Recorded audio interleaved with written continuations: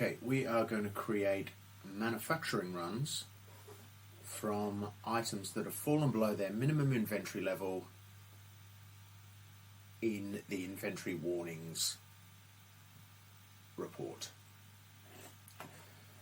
So we're going to open up the AI assistant and we're going to add in this prompt which says review the inventory warnings report, and for manufactured items which have fallen below the inventory threshold for the location Herefordshire warehouse, create a separate manufacturing run for each SKU for the quantity equals quantity to order in the inventories warnings report.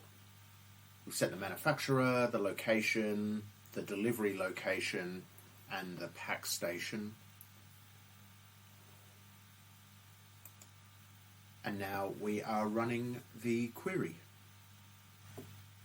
Okay, so that query took less than a minute to run from 4:45 p.m.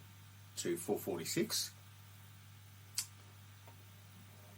We have created manufacturing runs to match the quantity to order, and if we open that up, we can see that it matches the quantity, so it's done it. And if we click into manufacturing and we have a look at the runs, here are the 4 manufacturing runs that it created, and we can jump in here and have a look.